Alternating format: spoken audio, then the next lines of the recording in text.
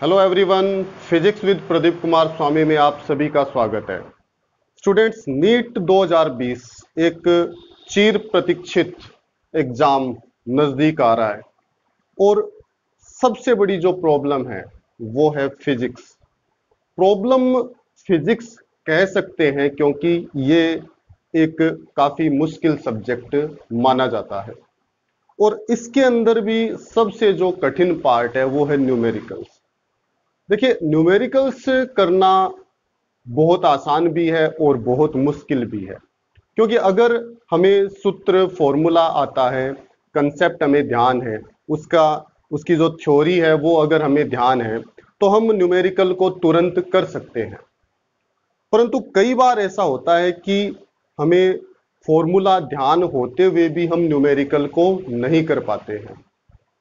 आज हम इसी बात पर चर्चा करेंगे कि अगर हम न्यूमेरिकल को हर तरीके से सोल्व करने का प्रयास कर चुके हैं और उसके बावजूद भी अगर अपना न्यूमेरिकल हल नहीं हो रहा है, तब हम क्या करें। देखिए, एक सिंपल सी ट्रिक मैं बताऊंगा और मुझे विश्वास है कि आप उस ट्रिक से उस न्यूमेरिकल को जरूर हल कर पाएंगे। देखिए, मैथ्स के जो स्टूडेंट होते हैं, जो जेईई और आईआईटी की प्रिपरेशन करते हैं, उनको मैथ्स में इंटीग्रेशन और डिफरेंशिएशन मतलब समाकलन और अवकलन करने होते हैं।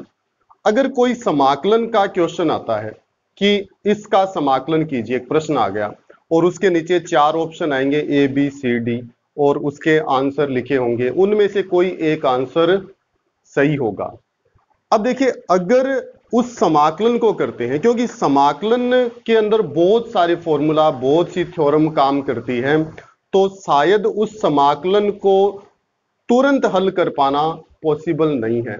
तो इसका एक मैथ्स में अलग तरीका अपनाया जाता है कि जितने अपने ऑप्शंस हैं उन सब का हम अवकलन कर देते हैं, उन चारों का बारी बारी से अवकलन करते हैं और अवकलन करने पर समाकलन वाला क्वेश्चन अगर आ जाता है तो वही अपना आंसर सही माना जाता है।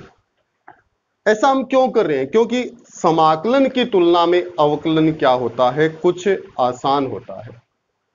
इसलिए हम जो आंसर ऑप्शन जो दिए हैं ए बी सी डी, उनको हम अवकलित कर देते हैं और अपना क्वेश्चन अगर मिल जाता है तो वो अपना आंसर सही माना जाएगा।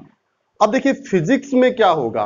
फिजिक्स में अगर हम किसी न्यूमेरिकल को करने का प्रयास कर रहे हैं, हमने सूत्र लगा दिया, सब कुछ कर दिया, उसके बावजूद अगर प्रश्न हल नहीं हुआ है तो आप एक चीज जरूर ध्यान रखेंगे, विमा, डायमेंशन। क्योंकि हमें जो क्वेश्चन दिया हुआ है उसमें अलग अलग फिजिकल क्वांटिटीज दी होगी और उनकी साथ में विमाएं, डायमेंशन भी दी होगी। अब हमें यह पता करना है कि हमें दिया क्या है। हमें जो भी दिया है, जो भी फिजिकल क्वांटिटीज दी हैं, उन सब की हम विमाओं को लिख लेंगे। सभी की जो विमाएं हैं उनको हम लिख लेंगे। अब हमें फाइंड क्या करना है, हमें किसकी वैल्यू ज्ञात करनी है, किसका मान ज्ञात करना है। जैसे मान लिया हमें जो भौतिक राशि पूछी है वो P है और हमें P की वैल्यू ज्ञात करनी है। देखिए, जो भौतिक राशियां दी गई है उन सब की विमाएं अपने पास है और इसका मान हमें ज्ञात करना है, P का मान, और P की जो विमा है वो भी हमें ज्ञात है। समझ गए ना? इसकी विमा यानी कि इसका मात्रक और इनकी विमा यानी इनके मात्रक। तो अगर ये मात्रक, इन भौतिक राशियों के मात्रक हमें पता है तो इनकी सहायता से इसका मात्रक बनाने का प्रयास करेंगे हम। मेरी बात समझ गए ना कि x, y, z जितनी भी भौतिक राशियां दी गई है उन सब के सहयोग से हम P का जो मात्रक है उसको बनाने का प्रयास करेंगे। देखिए, प्रयास जब हम करते हैं इन राशियों के मात्रक से इसका मात्रक बनाने का जब प्रयास करते हैं तो हमें केवल मात्रकों का गुणा या भाग ही करना होता है। या तो आपस में उनको मल्टीप्लाई करना होगा या आपस में एक में दूसरे का या दूसरे में तीसरे का भाग देना होगा।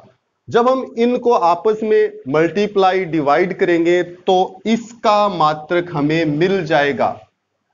और वही अपना क्या होगा, आंसर होगा।